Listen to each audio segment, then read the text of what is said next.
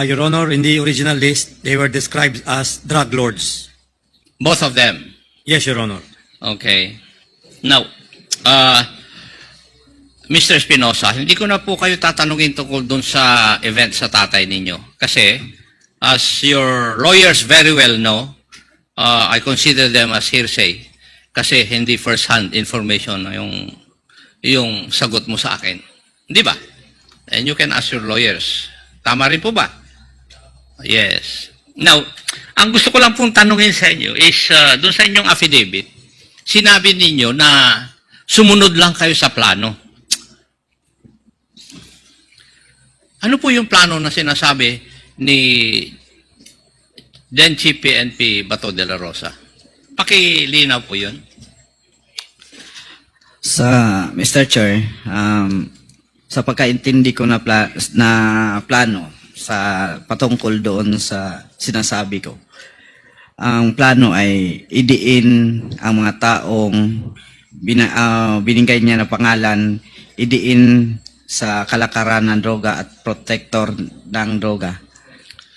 Specifically, si Senator De Lima, Senator Laila De Lima, Peter Lim, Peter at saka Lim, Peter Ko. Peter Ko, Lovely Impal, Yes. at General Luot. Dahil nung panahon na yon, nagkakaroon ng hearing sa Senado tungkol sa participation ni Senator De Lima sa illegal drugs doon po sa Bilibid. Tama po ba yun? Yes po. Yes, tama. Now, noong panahon na yon, yung driver ni Senator De Lima nagtago, di po ba? At eventually nahuli.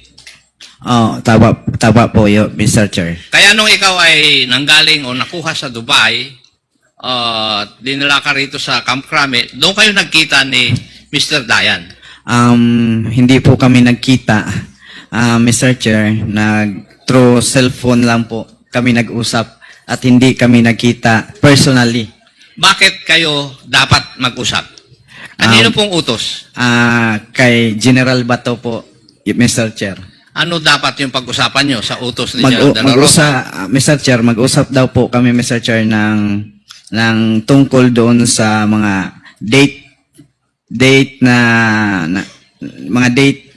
binanggit namin at sa mga lugar na nangyari. Kung saan nangyari kasi hindi nagkatugma ang mga statement namin sa panahon na yon. Bakit kailangan magkatugma yung statement mo at saka yung statement ni Dayan? Para siguro, Mr. Chair, na paniwala ang isang senaryo. Kasi kayo po ay resource person dun sa Senate hearing? Yes po, Mr. Chair. Okay. Anyway, alam mo naman siguro habang ikaw ay nandun sa Abu Dhabi, na merong sinabi si President Duterte na based on reports during that time, shoot them if Leyte Mayor son resist arrest. Nalaman mo rin ba ito? Opo, yun din ang dahilan na ang plano ko talaga, hindi na talaga umuwi dahil ako mismo nakakita sa balita sa CNN na sinabi ni Presidente na po sila basta musukol. At nalaman mo rin ba na si General De La Rosa, who was then the Chief PNP, ay nagbigay ng shoot-on-sight order laban sa iyo when he stated in a news article, De La Rosa to Abuera Mayor Sanz, surrender or die? Yes po, Mr. Chair. Yung tatay po ninyo sumuko sa otoridad noong August 2, 2016. Tama po. Tama. Tama po, Mr. Chair. And unfortunately, November 5, patay po siya.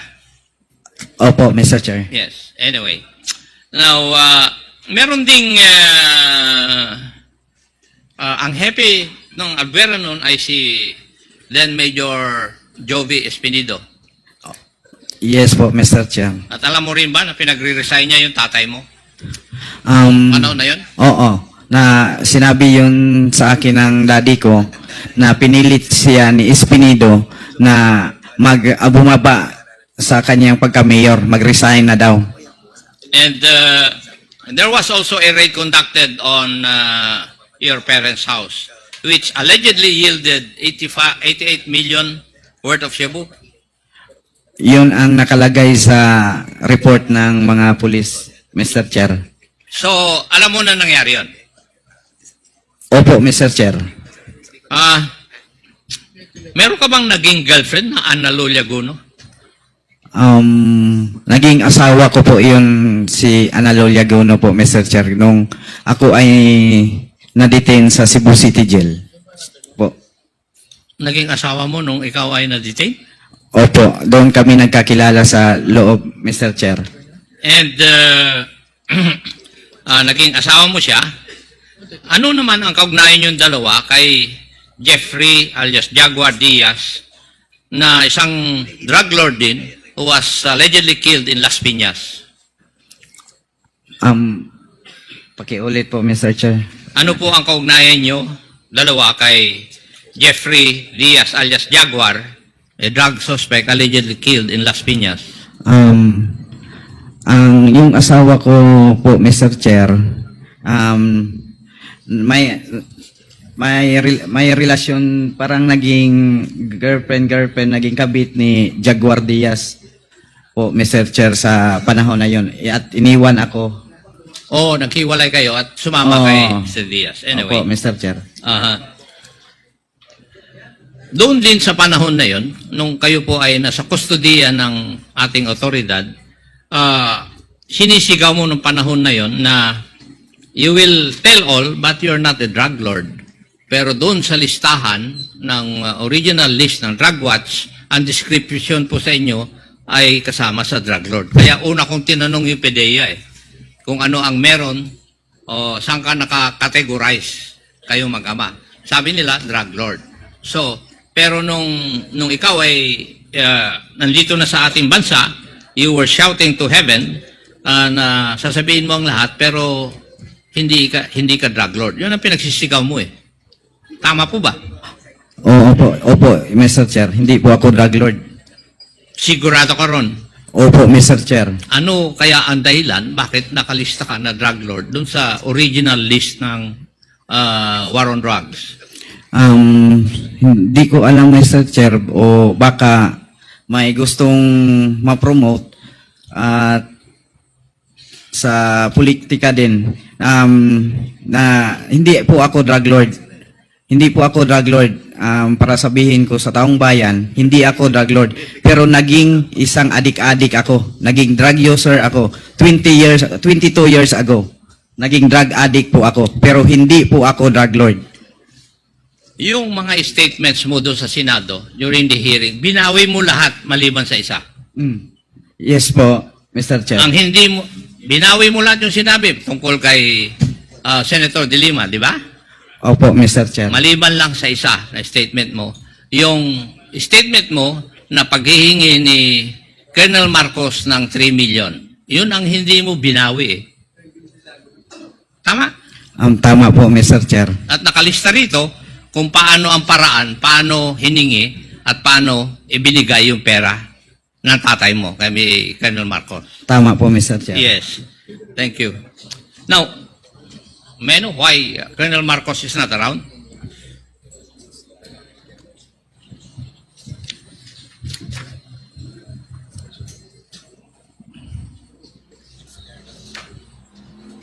Mr. Chair?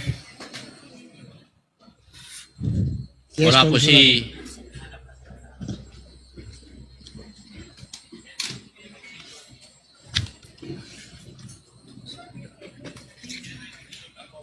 While waiting for the if I may Yes. just ask a short question kay Yes, Mr. kay Kerwin. Kerwin, ano bang negosyo ng pamilya nyo sa Albuera? May hotel po kami, Mr. Chair. Hotel. Hotel po. Pwede bang sa inyo yan? Sa inyo yan? Kayo may-ari mismo ng hotel? O may Opo. pamilya nyo lang? O may Pamilya, mga kasosyo pamilya. kayo? Pamilya namin po. Pamilya lang. Sige.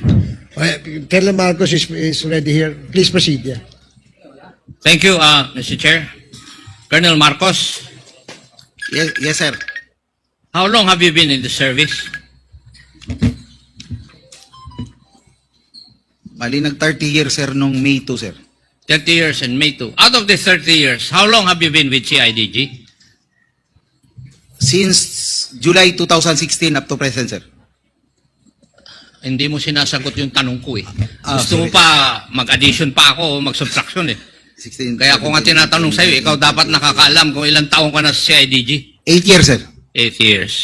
Continuous yun or may break? Continuous naman po, sir, except nung na-restrict, si IDG pa rin naman ko nung restrictive custody ako, pero till sa time na nakulong kami for 4 months, pero ano kami, sir, automatic leave of absence, pero si IDG pa rin yung unit namin. Gerald Torre? Is Gerald Ernia present? Kindly please take your seat.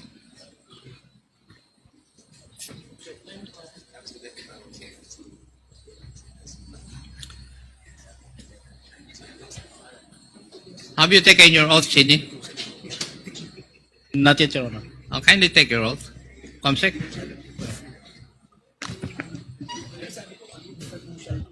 Please raise your right hand.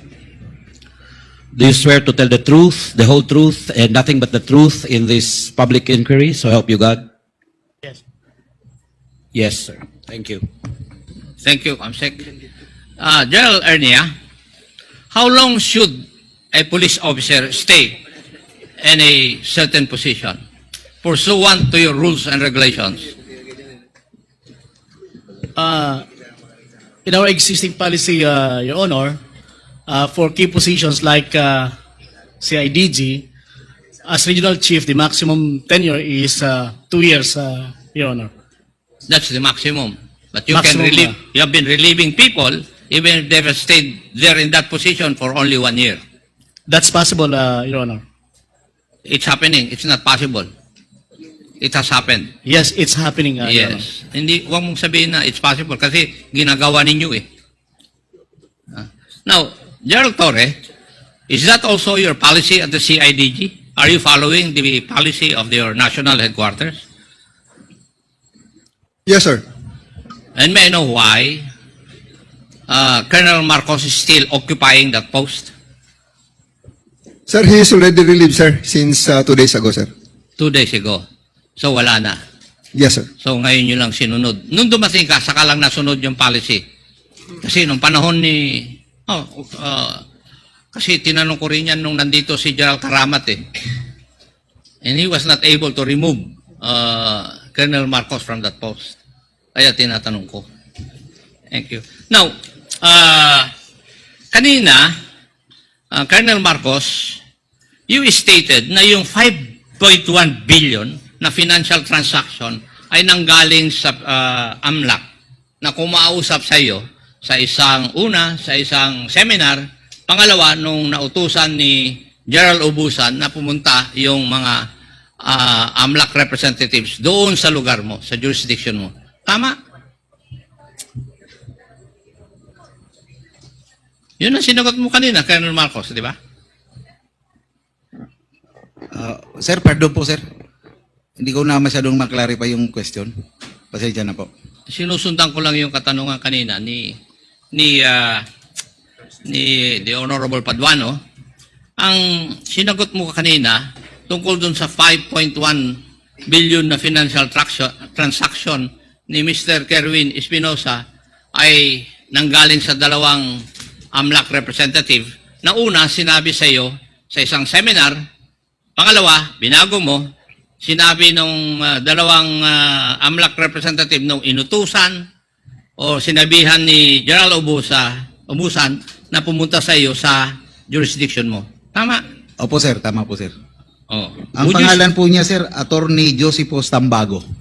Bakit Yung kanina isa, sir. nung tinatanong ka ni Honorable Paduano Kwan? Sir, Hindi mo masagot-sagot kanina. nagtanong po ako sa mga kapwa RC ko nung panahon po ni General Ubusan. Kaya po nakuha ko na po yung pangalan. Well, so sinasabi mo na yung financial transaction na worth 5.1 billion ay AMLAC ang nagsabi. Yes, sir. AMLA po. Taga-AMLA po, sir. Kanina, lumabas yung 5.1 billion transaction na yon dahil nakasama sa ebidensya nyo na nakuha sa raid na ginawa nyo. Now, alin na po ang totoo? Bali po, sir. Hindi, tinatanong kita, alin ang totoo dun sa dalawa? Kasi dalawa ang statement mo eh. Nag-umpisa po yung... Kanina, ang sinabi mo doon sa pagtatanong ng isa sa aking mga kasamahan, doon sa raid na ginawa ninyo, ay nakita ninyo yung mga dokumento na merong 5.1 billion transaction. Pero nung si Honorable Paduano ang nagtatanong sa'yo, sinabi mo, AMLAC ang nagsabi sa'yo. Definitely, Colonel Marcos, you're lying. Based on the figure po You yan. want me to get the records or the minutes of this hearing? Sir, Kahit na may edad ako sa'yo, pero matalim pa rin yung aking pag-iisip. sir, pwede pa ko mag-explain ng konti, sir? Hindi, sagutin mo muna ako. Alin ang totoo dun sa dalawa? Yun ang tanong ko, hindi mo pa sinasagot eh. And I can cite you for contempt. Bali po, sir. If you fail to answer, because under Section 11, failure to answer any question from any representative of this House will merit contempt. Totoo po yun, sir, na... Alin ang totoo? Totoo po yun, sir, na binigay ng AMLA yung information sa figure, pero totoo din po, sir, na based sa raid ni Espinido, doon namin nakuha ang impormasyon sa Blue Oceanic Corporation Textile na binigay namin si AMLA para tingnan kasi sila na lang naman, sir, ang nakakakita sa bangko kung magkano, sir, ang laman. Di po wala kaming idea during that time na raid, nung pinaila namin ng kaso, ang meron lang kami, yung pangalan lang ng corporation. So, binigay po namin yan sa AMLA, sila po ang nag-imbestiga kasi wala pong kapas ang PNP. Kaya later on, sir, nung nakita kami... May naunang nagtanong sa iyo na congressman dito. And you said na, ikaw nga sumagot eh, na during the implementation of the search warrant, you found documents on money laundering amounting to 5 plus billion. Yun ang sagot mo kanina eh. Tapos nung si Congressman Paduano na nagsasabi, sinabi mo na ang nagsabi doon sa 5.1 billion na yon ay yung taga-AMLAC. You're imputing wrongdoing to representatives of the AMLAC because I know na hindi dapat nila sabihin yun. Hindi naman... Siguro, Kasi kung kami nga nagtatanong sa AMLAC, hindi nila sinasabi eh. siguro, sir, na-confuse lang yung pagbigay ko ng So, information. would you say na yung pag-confuse mo, you lied? Hindi naman po, sir. Kasi nung mag-grade po ang CIDG at saka si Espinido, doon po namin nakita yung mga cheque, sir. Kung kanino inisyo, sino po yung mga involved. So, obligado po kami mag-report po sa higher headquarters na ito po yung mga na-found out naming documents. Tapos po, ito po, ipinasa po sa AMLA, in which po, nag-feedback po yung AMLA sa amin, kasi kami man po ang nag-request ng investigation doon, sir, sa mga account, kaya po kami, sir, sinabihan, na yung laman nung account, ganito po kalaki. I would like just to advise you, Colonel Marcos, na you should be forthright in your answers to the questions propounded by members of this committee. Yes, sir. Sorry. Ayaw namin yung nag-flip-flop ka. Maliwanag siguro yun. Yes, Your Honor, Mr. Chair. Yes. Kaya nga sabi ko, antayin mo na ako ang magtanong sa iyo. Yes, Mr. Chair. Yes. Now, on August 12, 2016,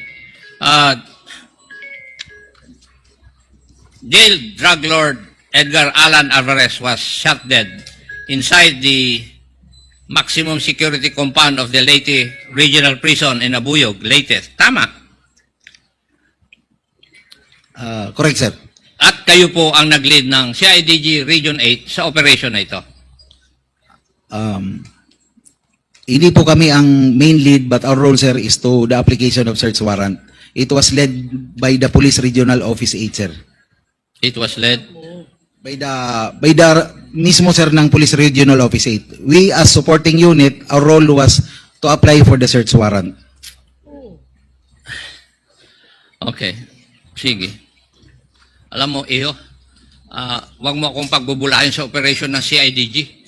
Kasi naging chief ako ng NCR CIDG hanggang ako yung naging head ng National CIDG. And you're not being forthright in your answers.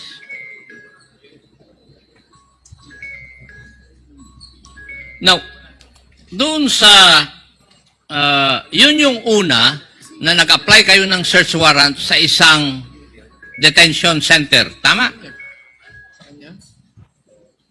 Sa Abuyog, sir? Abuyog po. Yung kay Alvarez. Opo, sir. Sa Abuyog Penal Colony. Yes, yun nga yung first. Yun yung first. Kasi tinanong ka kanina ng isang kasamaan ko rito whether meron pang nangyari na nag-apply kayo ng search warrant sa isang detention center. Sabi mo, oo. Opo, sir. Oo. Pero dadalawa lang yun sa buong Pilipinas. Ano sa tingin mo? Sa iyo lang nangyari? Meron pang isa, sir, pero hindi ko ka-unit, sir. Taga Pro 8, sir. It was led by Colonel nag-apply din sila, sir, sa baybay ng City Jail. In-implement din po nila. Kaya nga, doon nga lang nangyari. If we go back to history, maski nung ako'y naging chief ng CIDG, walang nangyaring ganyan. Kasi ang protocol, nakikipag-usap kami sa jail superintendent. Hindi ko alam kung kailan nyo binago yan. Ngayon lang nangyari sa CIDG, nag-a-apply ng search warrant sa isang jail facility, which is supposedly controlled by government. Di ba? O, sa inyo lang talaga nangyari. Yung sa amin during that time, sir, sinubukan lang naman po namin kung paa-aprobang po kami ng judge, sir. Yun lang ang, pero kung hindi naman... Tama yung sinasabi ni Honorable Paduano kasi may rason kayo. Di ba? Huwag mo na akong paikutan. Mas magaling ako magpaikot sa ulo mo. Okay? May I know, how many search warrants did you apply for doon po sa Abuyod kung saan nakadetain si Mayor Rolando Espinosa? Only one, sir. Isa lang po. Only one? Opo. Hindi kayo ang nag-apply ng search warrant for a certain Mr. Yap? It was on the same search warrant, sir. Dalawa po yung subject. Bali, dalawa sila, sir, na ano. May know, are you telling the truth? As far as I can recall, sir, parang, kasi sagutin mo ako, are you telling the truth? Yes or no? in my Kung honest, sumasagot ka kung hindi mo alam, in my honest belief, sir, isa lang po. Kasi ako po may hawak ng search warrant nung pumasok kami, sir. Isang papel lang po. Yung mga DOJ, pwede ba yun?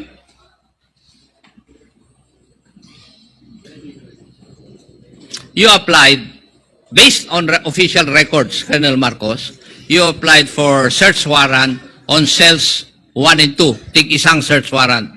Totoo po yun, sir. Dalawang cell, sir. Cell 1 and 2. Pero, Teka nga, dalawang search warrant, cells 1 and 2. Pero si Mr. Yap was detained sa cell number 7. Pero patay pa rin siya. oh, sir, parang totoo. Yes, yun ang sinasabi. Totoo po yan, sir. Totoo po. Totoo. Paano nangyari yun? Kaya dalawang search warrant dahil kay Mayor Espinosa for violation of the Comprehensive Firearms Law. Ang kay Mr. Yap for violation of Republic Act 9165. Tama po yun, sir. Ay, mas marunong pa ako sa'yo. Ikaw nag-conduct doon. At mali yung ginawa nyo. Tell me. Tell me, alin ang tama doon sa ginawa nyo? Nag-apply kayo ng search warrant, tapos grinantan. But did you follow the protocol para pag-apply ng search warrant? I believe so, Major Laraga, sir, follow the procedure. Gerald Torre, will you please bear me if I'm right? Kayo, nakatanggap ng informasyon galing kay Mr. Olendan ba yun? Diba? Mr. Olendan, yung inyong deponent, diba? Oh. Tama, ikaw nagsabi rin kanina eh. Narinig ko rin sa iyo kanina. Kung nakikita mo man lang akong nagbabasa, nakikinig ako sa sinasabi mo. Diba? According to official records, yung witness mo po ninyo, deponent is a certain Mr. Olendan. Would that be correct? Yes, Your Honor, Mr. Chair. Yes. Would that also be true? Siya rin ba ang inyong deponent kay Mr. Yap? Isa lang din po. Siya din, sir.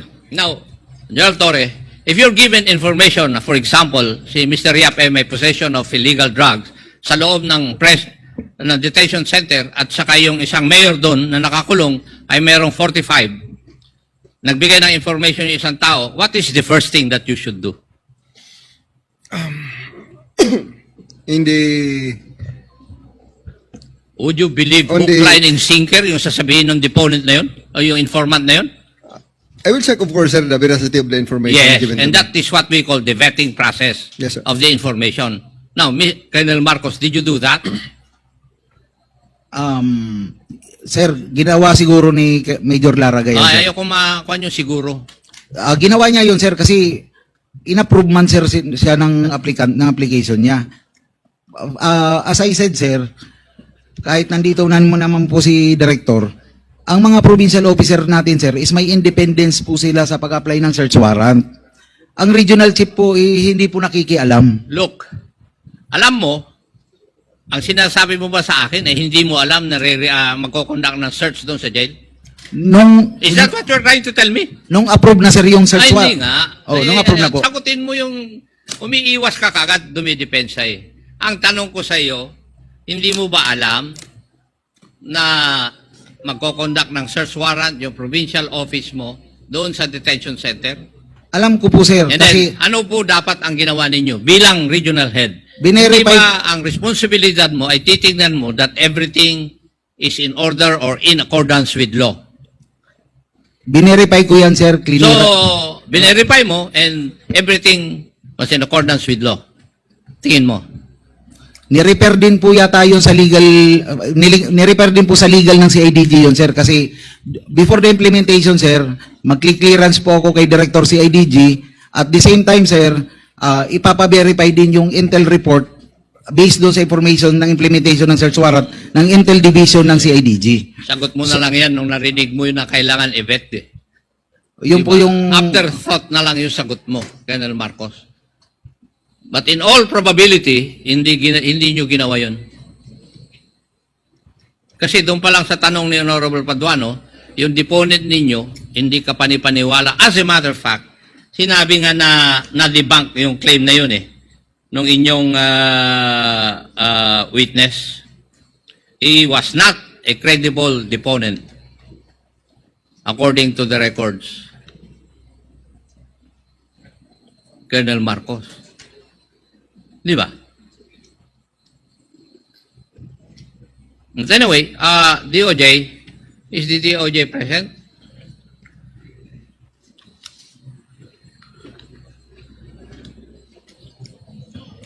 Yes, Mr. Chair. Ako, kanina, sinasabi ni Colonel Marcos, pinagyayabang na niya, na na-filean siya ng kaso, na-quit siya. Tama? That is what I heard. That is what you heard. Yes, Okay. Mr. Chair. Yun ang sinabi niya, di ba? Kasi, tama nga rin po yung sinasabi niya na since nagkaroon po siya ng trial, he has been arraigned, double jeopardy will set in. Tama po. Yes, yes, Mr. Chair. And would you agree with me that the only way that the case can be reopened is if there is a decision that there was a mistrial? That is correct, Mr. Chair. That is correct. Thank you. Thank you, DOJ. Pag-aralan mo yun, Colonel Marcos. Thank you, Mr. Chair. Umani naman ito ng iba't ibang reaksyon mula sa ating mga netizens. Ayon kay Roseville Espino, napansin ko lang pag tinanong ang pulis galit na galit kayo, pero pag drug lord malumanay kayo, okay lang ba kayo lalo ka na ako? Pahayag naman ni Zach Bonganoy, halata naman mas magaling ka talaga magpaikot kung ako, magaling magpaikot sa baliktad na katotohanan. At ito naman ang saloobin mula sa ating kababayan na si Angelito Insigne, mga nabayaran ni Tambales Laws. Nakakahiya kayo, mas pinapanigan pa ninyo ang drug lord. Gising Pilipinas, huwag ninyo ay byuto ang ganitong tao. Mga kababayan, feel free to comment below para maglabas ng saloobin sa balitang ito.